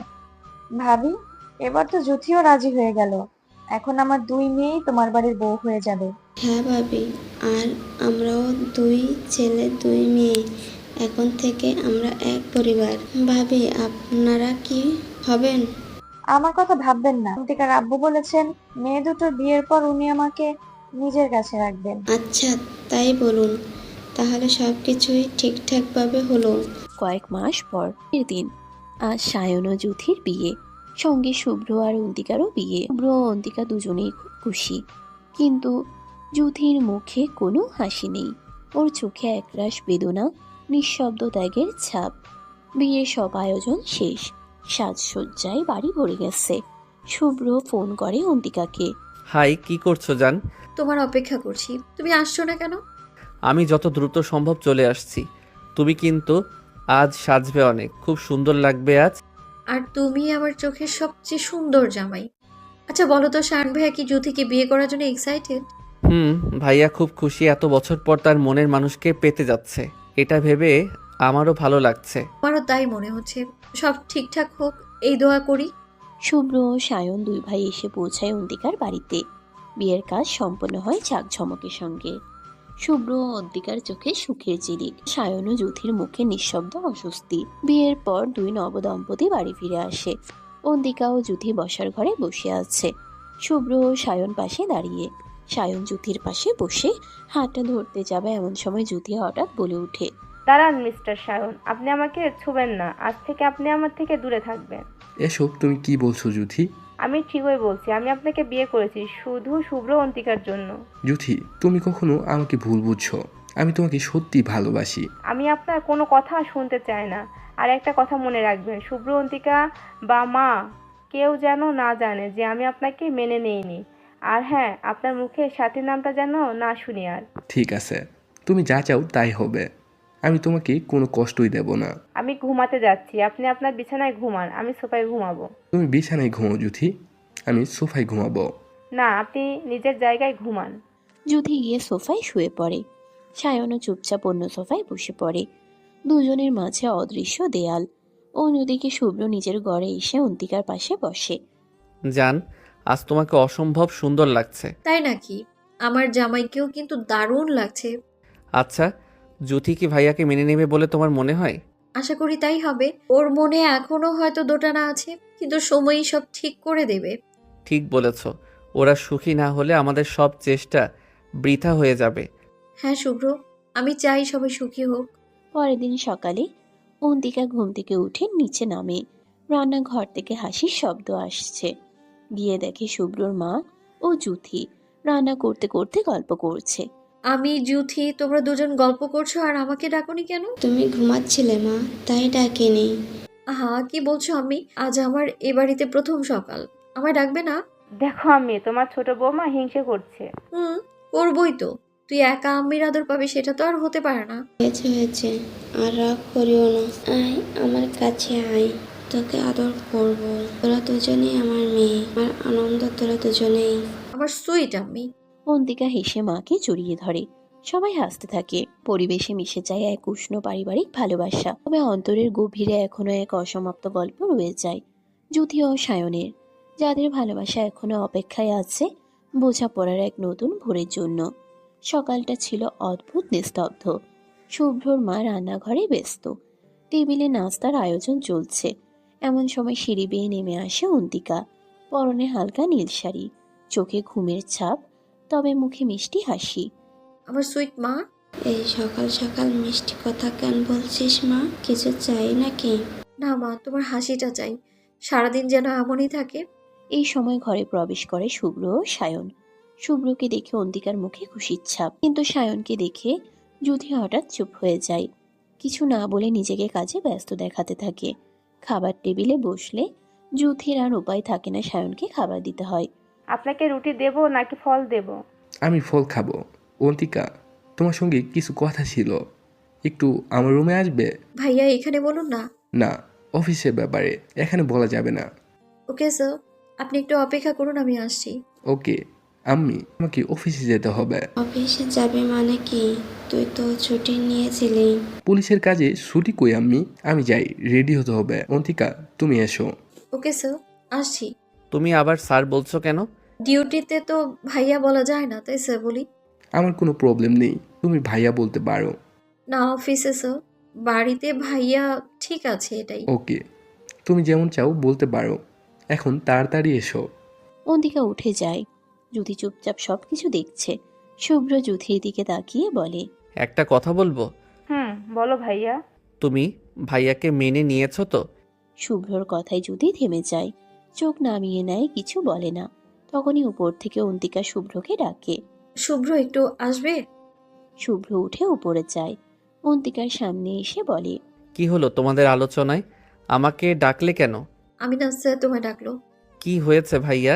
জ্যোতিকে যে মারতে চেয়েছিল তাকে খুঁজে বের করতে চাই। তুই যতটা জানিস আমাকে বল, বাকিটা আমি বের করব। ওকে ভাইয়া, তোমার যখন দরকার পড়বে আমাকে জানিও, আমি সাহায্য করব। শুভ্র চলে যায়। কিছুক্ষণ পর জ্যোতি আসে। সায়ন তখন রেডি হতে গিয়ে সব খুঁজে পাচ্ছে না। হঠাৎ বিরক্ত হয়ে জিনিসপত্র ছুঁড়ে ফেলে দেয়। জ্যোতি গিয়ে ধীরে ধীরে সব গুছিয়ে দেয়। সায়ন কোনো কথা না বলে পোশাক পরে অফিসে চলে যায়। জ্যোতি একা বসে ভাবে, আমি তো একদিন চেয়েছিলাম ওর সব কিছু গুছিয়ে দিতে, তবে আজ কেন সে আনন্দটা পাচ্ছি না? কেন আমি ওকে ক্ষমা করতে পারছি না? কেন আমার মনের মধ্যে এত দ্বন্দ্ব? অন্যদিকে অন্তিকা অফিস যাওয়ার জন্য রেডি হচ্ছে। তখন শুভ্র পেছন থেকে এসে তাকে জড়িয়ে ধরে বলে, তুমি যাচ্ছ অফিসে আজও? তুমি শুনলে না, ভাইয়া বলেছে পুলিশে কোনো ছুটি নেই। আজ আমার নতুন দিনের শুরু, আর তুমি আজই চলে যাচ্ছ আমাকে ছেড়ে? মন খারাপ করো না, আমি চেষ্টা করবো তাড়াতাড়ি ফিরে আসতে। বুঝেছি, তোমাকে বললে হবে না, ভাইয়াকেই বলতে হবে। এই না, ভাইয়াকে কিছু বলো না প্লিজ। আমি বলবই। এমন সময় সায়ান নিচে আসে। অন্তিকাকে বলে, অন্তিকা, তোমার 1 সপ্তাহের অফিস ছুটি, তুমি বাড়ি থাকবে। স্যার ফোন করে বলেছেন এখন তোমার তেমন চাপ নেই, দরকার হলে ডাকবেন। কিন্তু স্যার। আর কোনো কিন্তু নয়, ভাইয়া যা বলেছে তাই শোনো। সায়ান আর কিছু না বলে বাড়ি থেকে বেরিয়ে যায়। অন্তিকা ঠোঁট ফুলিয়ে শুভ্রকে বলে, তুমি তো ভাইয়াকে বলেছো যেন আমি ছুটি পাই। বউ বাড়িতে থাকলে রোম্যান্স করতে সুবিধা হয়, তাই না? তাই তো, আমি আমার বউকে আদর করব, আর কার কি বলার আছে? দুজনেই হাসে। বিকেলে তারা বাইরে ঘুরতে যায়। সারাদিন কেটে যায় আনন্দে, কিন্তু রাত বাড়ার সাথে সাথে এক অদ্ভুত নিস্তব্ধতা নেমে আসে। সায়ন এখনো বাড়ি ফেরেনি। জ্যোতির মন অস্থির। সে বারবার দরজার দিকে তাকায়। ঘড়ির কাঁটা পেরিয়ে যায় রাত 10টা। ঠিক তখন শুভ্রের মা ঘরে এসে বলে, যদি সায়ন ফোন করেছিল, এত দেরি করছে কেন? না আম্মি, উনি ফোন করেননি। তুমি একটা কল করে দেখো। ওকে আম্মি। যুথি ফোন করে। অনেকক্ষণ রিং হয়, তারপর কল কেটে যায়। আবার চেষ্টা করে, এবারও একই ফলাফল। তার মুখের রং বদলে যায়। শুভ্রর মা বলে, মনে হয় মিটিংয়ে আছে। চিন্তা করো না, রুমে যাও। ওকে আম্মি, আপনি যান, আমি পরে ঘুমাবো। তাদের মা ঘর ছেড়ে গেলে যুথি জানালার পাশে এসে দাঁড়ায়। রাস্তার আলোয় ছায়াগুলো লম্বা হয়ে গেছে। তা সে এক ধরনের আতঙ্ক মিশে আছে। মনে কেবল একটাই প্রশ্ন ঘুরে বেড়ায়, যদি কোনো বিপদ হয়ে থাকে, যদি আজও আমি তাকে হারিয়ে ফেলি। চোখের কোণে জল জমে ওঠে। সে ধীরে বলে, ক্ষমা করো সায়ন, আমি এখনো তোমাকে ক্ষমা করতে পারিনি, কিন্তু তোমার ফেরার অপেক্ষায় আছি। রাত গভীর হয়। শুভ্র অন্তিকা তখন বারান্দায় বসে। শুভ্রর কাঁধে মাথা রেখে অন্তিকা বলে, ভাইয়া ফিরছে না কেন এখনো? হয়তো অফিসের কাজ, কিন্তু জানি না কেন আজ একটু ভয় লাগছে। আমারও তাই লাগছে। দূরে কোথাও সাইরেন বাজে। নরম বাতাসে জানালার পর্দা দুলে ওঠে। সবাই জানে না, কিন্তু এই রাতে তাদের জীবনের মোড় ঘুরিয়ে দেবে, যেখানে ভালোবাসা, দায়িত্ব আর অপরাধবোধ একসাথে গলে মিশে যাবে এক অনিশ্চিত ভোরে। রাত তখন প্রায় 11:30 বাজে। সায়নের ঘরটা আধো অন্ধকার। বাতাসে জানালার পর্দা দুলছে। পরে একা যুথি পাইচারি করছে অস্থিরভাবে। চারদিকে তাকিয়ে হঠাৎ তার চোখে পড়ে ডেস্কে থাকা একটা ছোট্ট ড্রয়ারে। ধীরে ধীরে সে ড্রয়ারটা টেনে খুলে। ভিতরে একটি মাত্র পুরনো ডায়েরি। কভারটাতে বড় অক্ষরে লেখা, মাই ডিয়ার লাভ সাথী। যুথির হাত কেঁপে ওঠে। সে অবাক হয়ে ফিসফিস করে বলে, এটা কি সায়নের লেখা? কৌতূহল আর ভয় মিশে সে ডায়েরিটা খুলে পড়ে। প্রথম পাতায় লেখা, সাথী, তুমি কোথায়? কেন আমাকে ছেড়ে চলে গেলে? তুমি কি সত্যি আর ফিরবে না? আমি সারা জীবন তোমার অপেক্ষা করব। যেদিন তুমি ফিরে আসবে, সেই দিন হবে আমার সবচেয়ে সুখের দিন। আমি জানি একদিন তুমি ঠিকই ফিরে আসবে। যুথির চোখ ঝাপসা হয়ে আসে। বুকের ভিতর কেমন এক অজানা ব্যথা ছড়িয়ে পড়ে। সে একাই বলে, সে আজও আমার ফেরার অপেক্ষায় আছে। সে পরের পৃষ্ঠায় যেতে চায়, তখনই কলিং বেলের শব্দে চমকে ওঠে। ডায়েরিটা তাড়াতাড়ি রেখে দরজার দিকে ছুটে যায়। দরজা খুলতেই দেখে অন্তিকা আর শুভ্র দাঁড়িয়ে আছে। যুথি, তুই এখনো জেগে আছিস? ভাইয়া ফেরেনি? না, উনি এখনো আসেননি। ওকে, আমি দেখছি।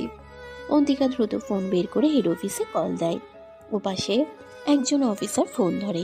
কয়েক মিনিট কথা বলে সে ফোন কেটে যুথির দিকে ঘুরে দাঁড়ায়। ভাইয়ার একটা মিটিং আছে, ফিরতে রাত হবে। তুই গিয়ে একটু বিশ্রাম নে। ঠিক আছে, ধন্যবাদ। অন্তিকা শুভ্রের রুমে আসে। শুভ্র তখন বই পড়ছিল। সে, একটা কথা বলবো? বলো, কি হয়েছে? আমার মনে হচ্ছে ভাইয়ার যুথির মধ্যে এখনো দূরত্ব আছে। আমারও তাই মনে হয়। এখন কি করা যায়? ওদের এক করতে হবে। বুঝলাম, কিন্তু করব কিভাবে? সেটাই ভাবছি। এসব ভাবাভাবি পরে করো, অনেক রাত হয়েছে, এখন ঘুমাও। রাত গভীর হয়। ঘড়ির কাঁটা ছুঁয়েছে 2টা। তখনই মূল দরজার চাবির শব্দ হয়। সায়ন ক্লান্ত মুখে ঘরে ঢুকে। স্যুটের ধুলো মুছে ধীরে ধীরে নিজের ঘরে যায়। যুথি তখন ঘুমিয়ে পড়েছে। সায়ন কিছু না বলে ফ্রেশ হয়ে তার পাশে শুয়ে পড়ে। হঠাৎ ঘুমের করে সায়ন তার গায়ে থাকা চাদর টানতে গিয়ে যুথির হাত ছোঁয়। তার দিকে তাকিয়ে সায়ন একা একা বলে, সাথী, আমি তোমাকে খুব ভালোবাসি। আমাকে ভুল বুঝে দূরে যেও না, আমি শুধু তোমাকেই ভালোবাসি। যুথি চোখ খুলে না। সে মনে মনে বলে, আমিও আপনাকে ভালোবাসি সায়ন, জানি না কোনোদিন আপনাকে বলতে পারবো কিনা। তারপর নীরবতার মধ্যে শুধু দুজনের শ্বাসের শব্দ শোনা যায়। রাতটা শান্তভাবে কেটে যায়, যেন পুরনো ক্ষতগুলো একটু একটু করে শুকোতে শুরু করেছে। পরের দিন সকালে শুভ্র চায়ের কাপ হাতে বসে। অন্তিকা আসে সামনে। কি ভাবছো? ভাবছি ভাইয়া আর জ্যোতিকে নিয়ে কোথাও ঘুরতে যাই। হানিমুনে পাঠিয়ে দিলে হয়তো ওরা আবার কাছাকাছি আসবে। আমিও এটাই ভাবছিলাম। তবে কি? ওরা রাজি হবে তো? রাজি না হলেও নিয়ে যেতেই হবে। কখনো কখনো ভালোবাসাকে ঠেলে দিতে হয়, তবেই বোঝা যায় তার গভীরতা। ওকে, তাহলে আগে মায়ের সঙ্গে আলোচনা করো। চলো একসাথে যাই। দুজনেই নিচে নামে। এদিকে যুথি ও আশ্রমে সায়নের ফোন বাজছে। সে ফোন তুলে নেয়। হ্যাঁ, বলুন মা। সায়ন, তুমি একবার জ্যোতিকে নিয়ে আমাদের বাসায় আসবে? তোমার আব্বু ওকে দেখতে চাচ্ছে। আপনারা আসেন, একসাথে ঘুরে যান। না বাবা, আমার আব্বুর শরীরটা ভালো না, তাই তুমি এসো। ঠিক আছে মা, আমি জ্যোতিকে নিয়ে আসবো। যুথি ও আশ্রম থেকে বের হয়। সায়ন হাসি মুখে বলে, জ্যোতি, তুমি রেডি হয়ে নাও। কেন এত সকালে কোথায় যাবে? তোমার মা ফোন করেছিলেন, তোমার আব্বু এসেছে, তোমাকে দেখতে চাচ্ছেন। কি আব্বু এসেছে? আমি আগে আম্মিকে বলে আসি। আমি বলছি তুমি রেডি হয়ে নাও। না, আমি নিজেই বলবো। আর অন্তিকা আর শুভ্রকেও জানাই, ওরাও যাবে আমাদের সঙ্গে। ওকে, কিন্তু দেরি করো না।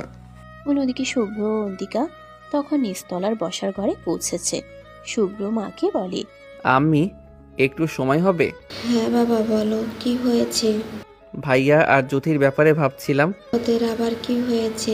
কিছু হয়নি, তবে আমরা ভাবছিলাম ওদের একটু বাইরে নিয়ে গেলে ভালো হয়। মানে কোথায় নিয়ে যেতে চাও? ঘুরতে, একসাথে সময় কাটাতে দিলে হয়তো আগের মতো সম্পর্কটা ফিরে আসবে। ঠিকই বলেছ, মানুষকে কাছাকাছি আনা যায় কেবল সময়ের মাধ্যমে। যাও, ওদের রাজি করাও। ওকে আম্মি, ধন্যবাদ। ওদিকে জ্যোতি ভিতরে আসে, এসে বলে, আম্মি? আরে জ্যোতিমা, কিছু বলবি? হ্যাঁ, আমি বলছিলাম আমার মা ডাকছে, আব্বু ফিরেছে, আমাকে দেখতে চায়। আমি কি যাব ওদের বাসায়? এটা আবার জিজ্ঞেস করার মতো কথা নাকি? অবশ্যই যাবি, তোরা সবাই একসঙ্গে যা। অন্তিকা, শুভ্র, তোমরাও যাও। থ্যাংক ইউ আম্মি। হয়েছে, এখন যাও, ঘুরে আয়। তারা সবাই বেরিয়ে পড়ে। যদি ব্যাগ গোছাতে গিয়ে সে পুরনো ডায়েরিটা চোখে পড়ে। মুহূর্তের জন্য থেমে যায় সে। একটু ভাবার পর সেটি ব্যাগের মধ্যে রেখে দেয়। হয়তো আজ সে সেই সব প্রশ্নের উত্তর খুঁজবে যা এত বছর ধরে তার বুকের মধ্যে জমে আছে। ওদিকে জ্যোতি ইতিমধ্যে রেডি হচ্ছে। সায়ন গাড়ির চাবি হাতে নিচ্ছে। অন্তিকা এসে বলে, ভাই আমরাও যাব, মা অনুমতি দিয়েছে। ঠিক আছে, তুমি সবাই প্রস্তুত থাকো। সবাই গাড়িতে ওঠে। বাইরে নরম রোদ, জানালার বাইরে গাছের ছায়া ছুটছে। যুধি পাশে বসে আছে নীরবে। সায়ন মাঝে মাঝে তার দিকে তাকাচ্ছে। শুভ্র আর অন্তিকা পিছনের সিটে বসে ফিসফিস করছে। দেখছো ওরা ধীরে ধীরে স্বাভাবিক হচ্ছে। হয়তো আজই হবে সেই দিন যেদিন ওরা সত্যিকারের কাছাকাছি আসবে। রাস্তায় গাছের ছায়া পড়ে গাড়ির কাছে। দূরের শহরের কোলাহল মিলিয়ে যায়। ভেতরে কেবল একটাই প্রতিশ্রুতি, বেঁচে থাকে। ভালোবাসা কখনো শেষ হয় না, শুধু নতুন করে জন্ম নেয়। অপেক্ষা, ক্ষমা আর নীরবতার মধ্য দিয়ে। বাড়িতে পৌঁছে জ্যোতি তার বাবার সঙ্গে অনেক কথা বলে। বাবার মুখে মমতা আর অনুশোচনার মিশ্র ছায়া। সেদিন তারা সেই বাড়িতেই থাকে। দিন সকালে সায়ন অফিসে চলে যায়। শুভ্র অন্তিকাকে নিয়ে বাইরে ঘুরতে বের হয়। অন্তিকা একা রুমে বসে জ্যোতি ধীরে ধীরে ডায়েরিটা খুলে পড়ে। পৃষ্ঠার ভেতর থেকে একরাশ স্মৃতি বেরিয়ে আসে। ভালোবাসা, আক্ষেপ আর অসম্পূর্ণ কথাগুলো। ডায়েরির পাতায় লেখা, জানো জ্যোতি, আজ আমার বাবা মারা গেছে। বাবাকে খুন করেছে, শুভ্রকে আটকে রাখা যায়নি, ও ওদেরকে মেরেছে। বাবা চাইতো তোমার সাথে আমার বিয়ে হোক, বাবা তো চলে গেছে। মা তার শেষ ইচ্ছা হিসেবে তোমার সাথে বিয়ে হোক, তুমি তো নেই। তাই মায়ের জোড়া বৃদ্ধিতে বাবার কথা ভেবে অন্তিকা মানে তোমার বোনকে বিয়ে করতে রাজি হয়েছি। কিন্তু বাবার মনে হচ্ছে তুমি যদি ফিরে আসো, আমি সব ছেড়ে তোমার কাছেই ফিরে যাব। জ্যোতি, তুমি যদি কখন ফিরে আসো তবে তোমার বোনকে বিয়ে করার আগে এসো, না হলে 3টা জীবন নষ্ট হয়ে যাবে। ডায়েরিটা পড়ে জ্যোতি অবাক হয়ে যায়। হাত কাঁপতে থাকে। তার বুকের ভেতর যেন কেউ এক মুঠো আগুন ছুড়ে দিল। সে বলে, উনি আমাকে এতটা ভালোবাসতেন আর আমি তাকে বোঝার চেষ্টা করিনি। জ্যোতি নিজে নিজে বলে। সে আবার পরের পৃষ্ঠা উল্টে দেখে। তখনই দরজার বাইরে থেকে হাসির শব্দ ভেসে আসে। শুভ্র ও অন্তিকা ঘরে ঢুকে। অন্তিকা, আমরা তো প্ল্যানটা করতে পারলাম না। সেটাই তো বলছি।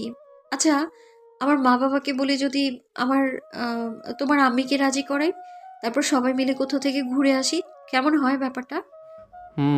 ঠিক বলেছ। বলে শুভ্র হঠাৎ অন্তিকাকে জড়িয়ে ধরে। অন্তিকা লজ্জা পায়। এটা কি হচ্ছে? ছাড়ো তো।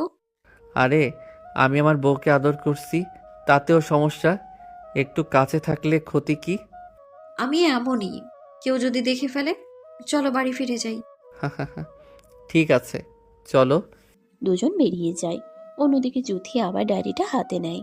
পরের পাতায় লেখা, জ্যোতি, আজ আমার আর তোমার বোন অন্তিকার পাকা কথা, কিন্তু আমার মনে জুড়ে শুধুই তুমি। তাই ওকে আংটি পরানোর আগে তোমার জন্য একটা আংটি রেখে দিলাম, কারণ এই আংটির উপর অধিকার শুধু তোমারই। আমি তোমাকে এখনো ভালোবাসি। জ্যোতির চোখ ঝাপসা হয়ে যায়। সে বুঝতে পারে না কি করবে। সে নিজেকে বলে, না, উনি আমাকে ঠকাননি, আমি ভুল বুঝেছি। উনি সবসময় আমাকে ভালোবেসেছেন, তার ভালোবাসার গভীরতাটা আমি বুঝিনি।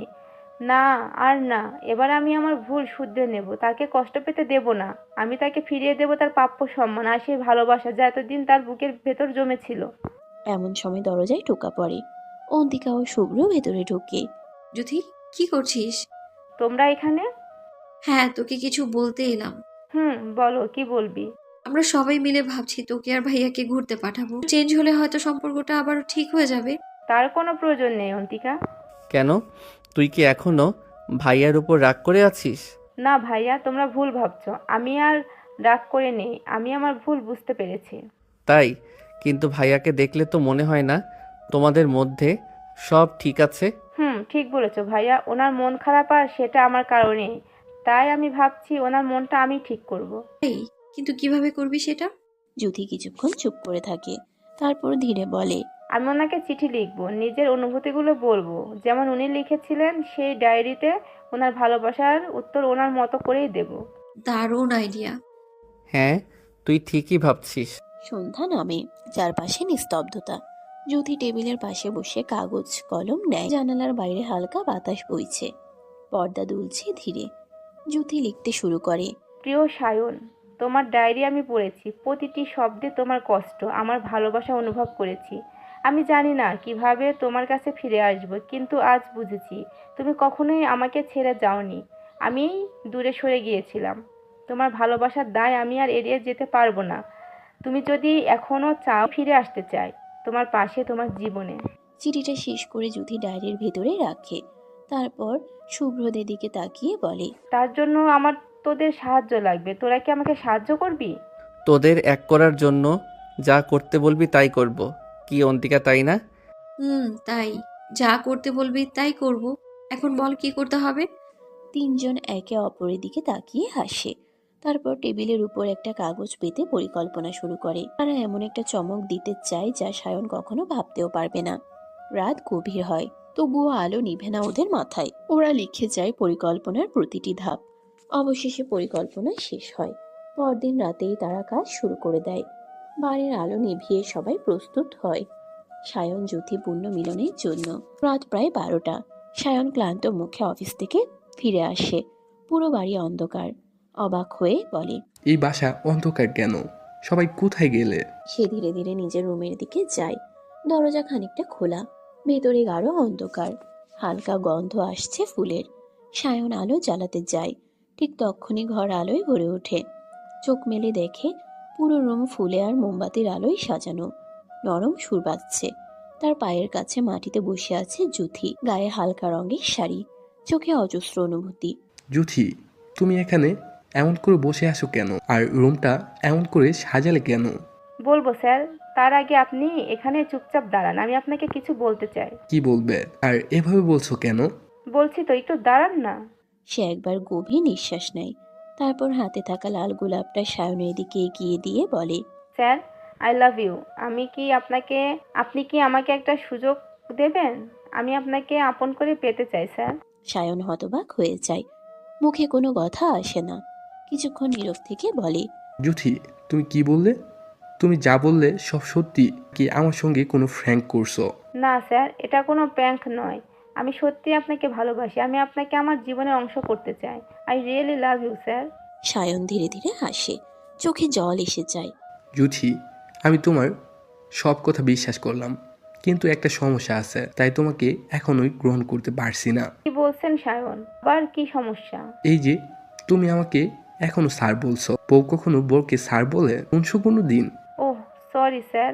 আবার স্যার? সরি সায়ন। ঠিক আছে, এখন বলো, হঠাৎ আমাকে মেনে নিলে কেন? কারণ আমি আমার ভুল বুঝতে পেরেছি, তোমাকে ভুল বুঝেছিলাম। এখন সবটা জানার পর তোমার থেকে দূরে থাকতে পারবো না। কি জানতে পারছো? জ্যোতি ধীরে ব্যাগ থেকে সেই ডায়েরিটা বের করে সায়নের হাতে দেয়। সায়ন দেখে অবাক। এর মানে তুমি আমার ডায়েরি পড়ছো? আর যদি আগে পেতাম তাহলে কখনো তোমাকে এত কষ্ট দিতাম না। সায়ন নিঃশব্দে জ্যোতির দিকে তাকিয়ে থাকে। তারপর বলে, জ্যোতি, তুমি এভাবে থাকবে তো আমার পাশে সারা জীবন? থাকবো সায়ন। আর একটা কথা বলবো। বলো, কি কথা? আজ থেকে তুমি আমাকে সাথী বলবে। কিন্তু তুমি তো একসময় বলেছিলে সাথী বলে ডাকতে। মানা। হ্যাঁ, তখন তোমার উপর রাগ ছিল, কিন্তু এখন আমি শুধুই তোমার সাথী, তোমার জীবনের সঙ্গী হয়ে থাকতে চাই। ভালোবাসি সাথী। আমিও ভালোবাসি সায়ন। ঠিক তখনই বাইরে থেকে এক পরিচিত কণ্ঠ ভেসে আসে। আই লাভ ইউ 3 ভাইয়া। শব্দ শুনে যুথি লজ্জায় সায়নের বুকে মুখ লুকিয়ে ফেলে। শুভ্র, অন্তিকা, তোমরা এখানে? ভাইয়া, আমরা না থাকলে আজ তুমি এই আই লাভ ইউ শুনতে পেতে? মানে তোমরাই? হ্যাঁ ভাইয়া, সব সাজিয়েছি আমরা, ফুল থেকে আলো সবকিছু। হয়েছে হয়েছে, আর ক্রেডিট নিতে হবে না, এখন যা এখান থেকে। বা এখন বউ পেয়ে ভাই ভুলে গেলে? ভুলে গেছি। অনেকদিন পর আমি আমার বউয়ের ভালোবাসা পেলাম। এখন প্লিজ আর ডিস্টার্ব করিস না। ঠিক আছে ভাইয়া, আমারও তো বউ আছে, আমিও আমার বউয়ের আদর নেব। চল অন্তিকা। ধ্যাৎ, তুমি একদম পাগল। দুজন হাসতে হাসতে সেখান থেকে বেরিয়ে যায়। ঘর আবার নিস্তব্ধ হয়। সায়ন যুথির দিকে তাকিয়ে মৃদু হেসে বলে, এখন আর কেউ আমাদেরকে থামাতে পারবে না। কেউ না সায়ন, এবার আমরা সত্যিই একসাথে থাকবো। সেই রাতে বাইরে থেকে এক অজানা গাড়ির শব্দ আসে। জানালার ফাঁক দিয়ে ছায়া নড়ে ওঠে। হঠাৎ খবর আসে যুথির উপর হামলা হয়েছে। সায়ন আর দেরি না করে তার ফোর্সকে খবর দেয়। পরদিন সকালেই সব জানা যায়। এই হামলার পেছনে ছিল যুথির নিজের মামা। তার উদ্দেশ্য ছিল যুথির নামে থাকা বিশাল সম্পত্তি দখল করা। সায়ন নিজে অপারেশনে নামে। অবশেষে সেই অপরাধী মামাকে গ্রেফতার করে আনে। যুথি ভয়ে কাঁপছে, কিন্তু সায়ন তার হাত ধরে বলে, ভয় পেও না, এখন থেকে কেউ তোমায় ছুতে পারবে না, আমি আসছি তোমার পাশে। যুথির চোখে জল, কিন্তু ঠোঁটে হাসি। আমি জানতাম তুমি একদিন ঠিকই আমার জীবনে ফিরে আসবে, যেমনটা তোমার ডায়েরিতে লিখেছিলে। আর আজ থেকে সেই ডায়েরির গল্পটা সত্যি হলো। রাতের আকাশে ঝলমলে তারা। জানালার বাইরে বাতাসে উড়ছে ফুলের পাপড়ি। সায়নের কাঁধে মাথা রাখে আর বলে, যত ঝড়ই আসুক আমি তোমার সাথী হয়ে থাকবো সব সময়। সায়ন তার কপালে আলতো চুমু খায়। আর আমি সারা জীবন তোমার ছায়া হয়ে থাকবো। দুজন একে অপরের চোখে তাকিয়ে থাকে। একটা প্রেম যেটা ভুল বোঝাবুঝি পেরিয়ে অবশেষে ফিরে পেয়েছে নিজের ঠিকানা। সমাপ্ত।